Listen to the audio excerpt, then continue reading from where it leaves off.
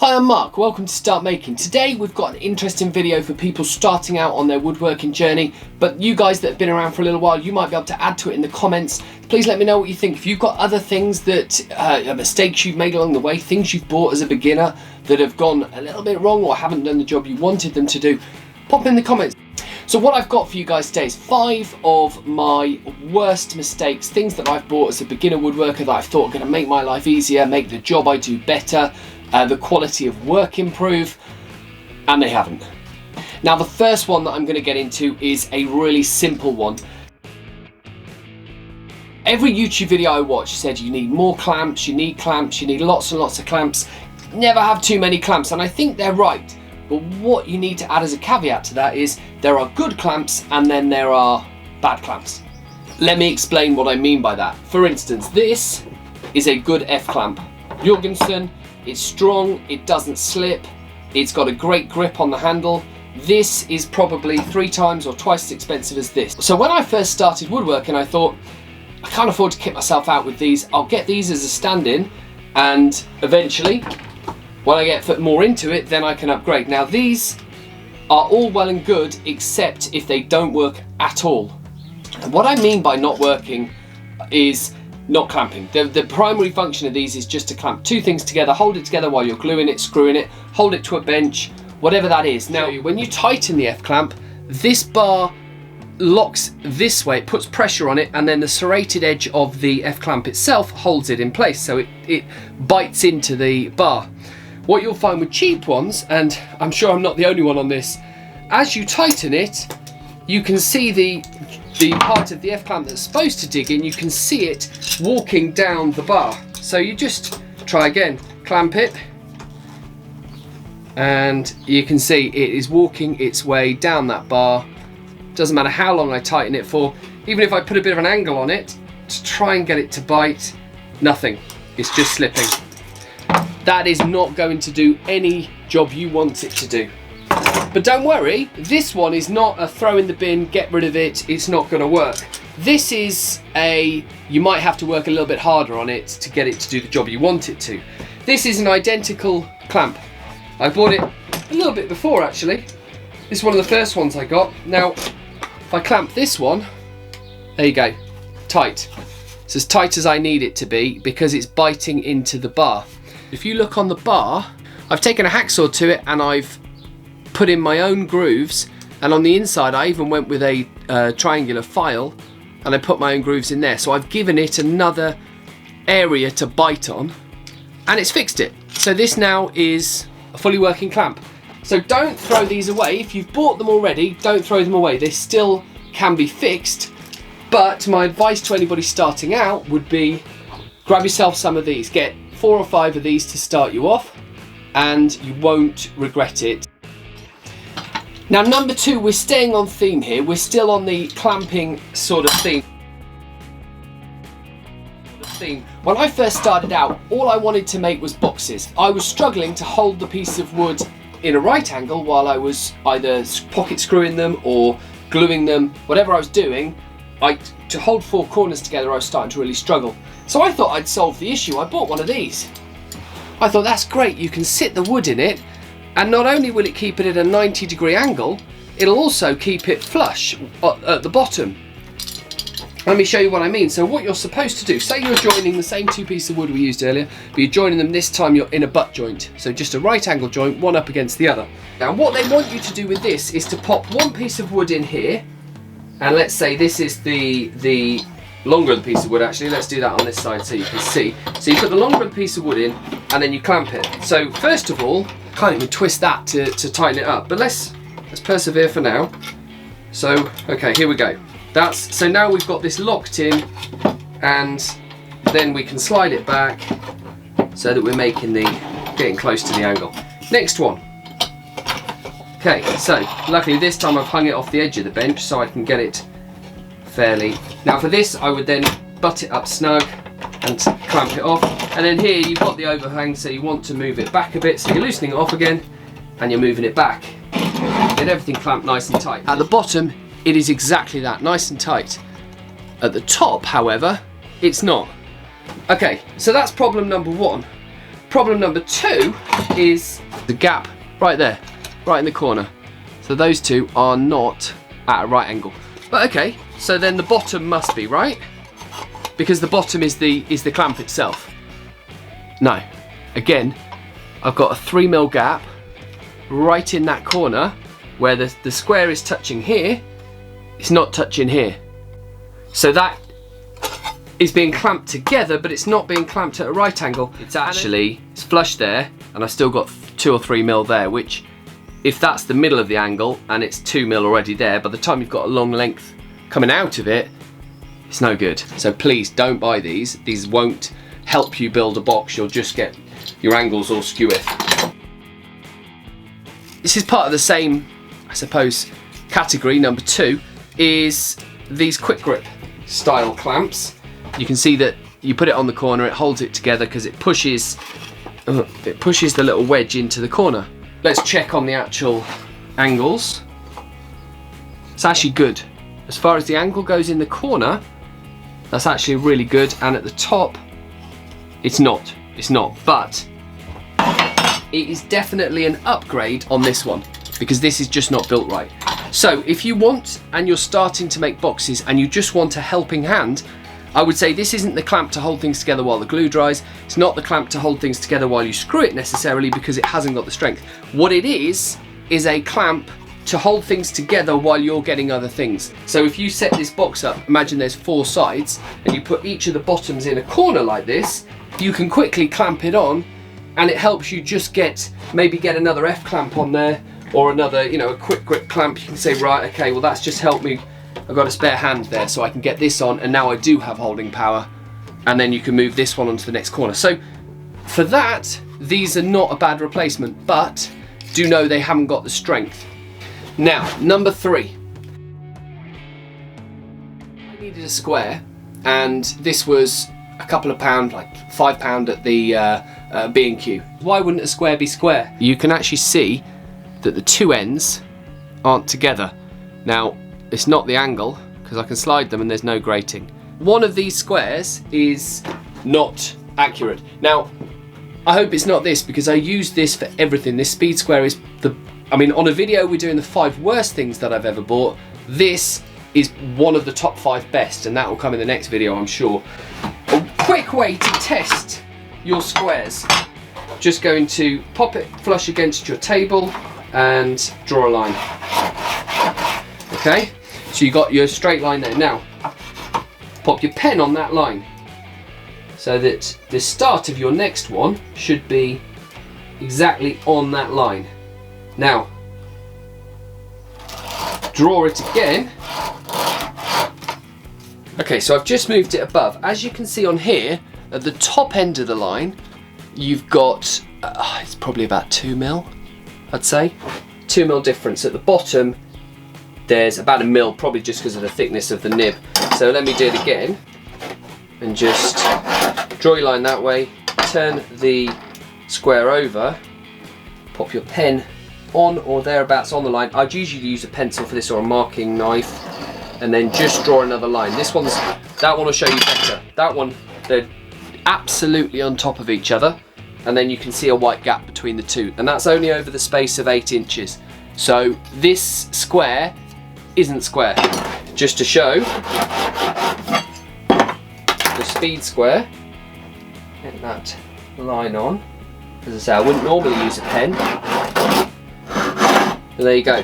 That is absolutely flush all the way up. But I would suggest, if you are a beginner woodworker and you've gone out there and you've got excited on Amazon, you bought yourself a load of marking tools, just check them. I've actually got another one of these that I've had to throw away because it was way off. I mean, it was laughably off. But so far, this one is spot on, and you will be surprised how useful these little ones are. The last one, if you've got a big square and it doesn't have an edge to hook over the bench, just put a straight edge on your bench, and I mean, you could use a scrap piece of wood for this, not necessarily your bench, but you know, make sure that's and that's great. I'm happy with that, because that's a long square and that is absolutely spot on all the way up.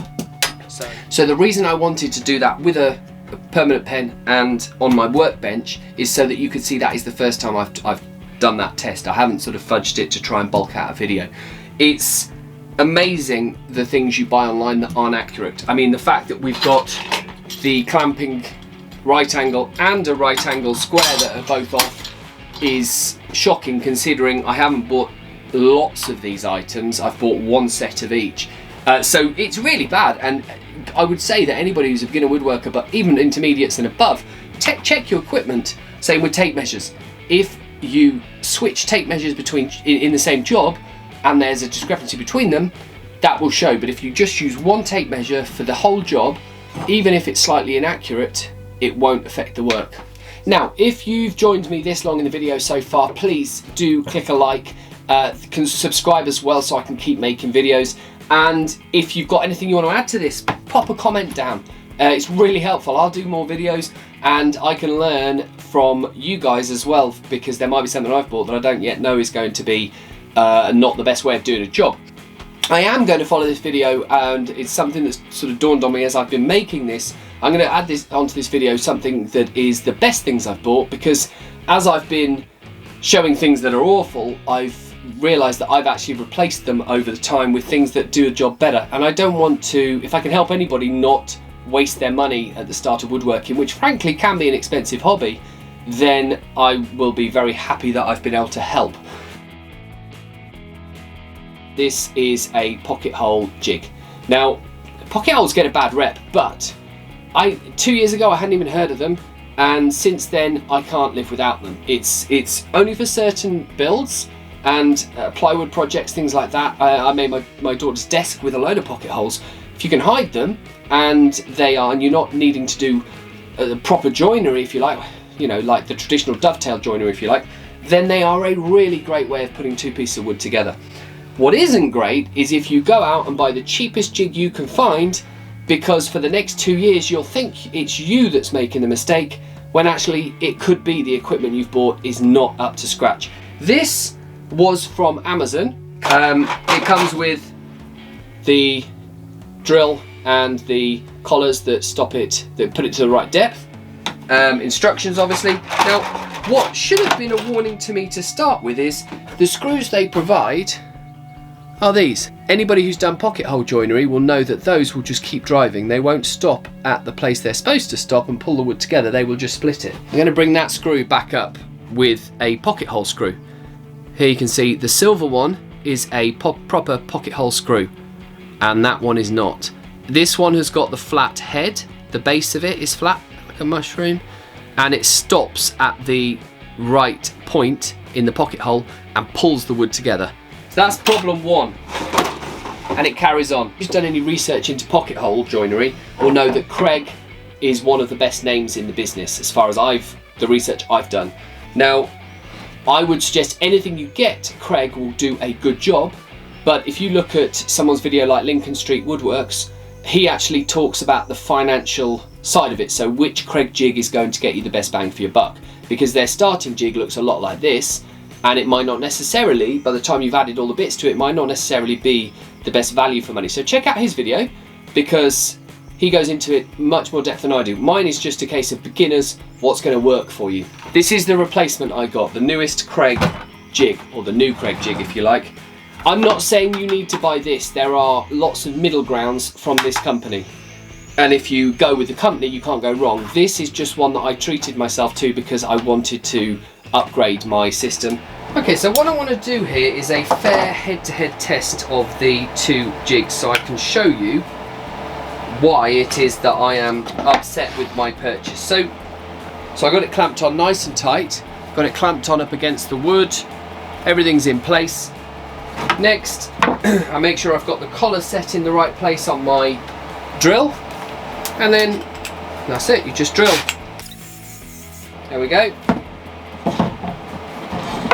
Let's do a really fair test. Let's set up the Craig jig drill bit to the same depth so that we can do one against the other. First of all, every single time the Craig jig bit drills 10 times quicker than the Wolf bit. Got fraying all the way around it. Now, this is the Wolf bit, this is the Craig bit. The Wolf bit is very unclean towards the bottom, and there's fraying on that side, which makes me worried. And the Craig bit is clean, but then this fraying here is annoying. So I'm going to use the Craig jig with the right bit. Right, there we go. So for this one, we just set it down, no messing around with the clamps or anything. Set the piece of wood in and then drill our 2 holes.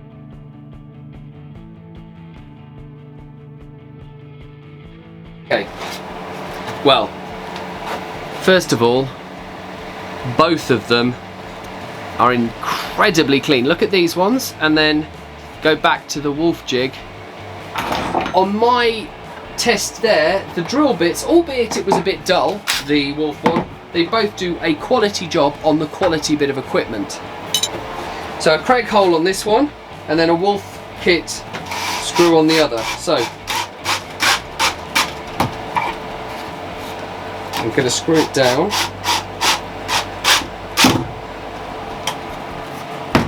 You can see here the Craig screw has sat flush on that point. Now remember, these are with the wolf kit. It is still proud, okay? So it does still sit proud. So that's not a success, but it's better than the crosshead screw that sits proud but has also driven itself through the fibres of the wood there.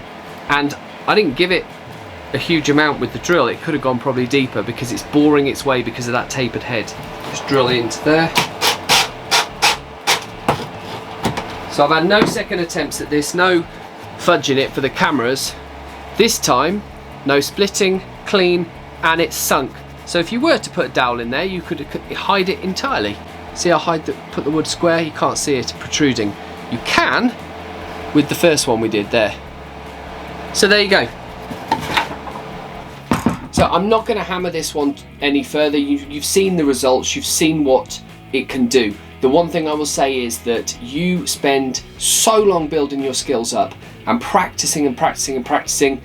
If you buy tools that hinder you and make it seem like you're not as good, it will not only affect your work, the quality of it, the saleability, all of that.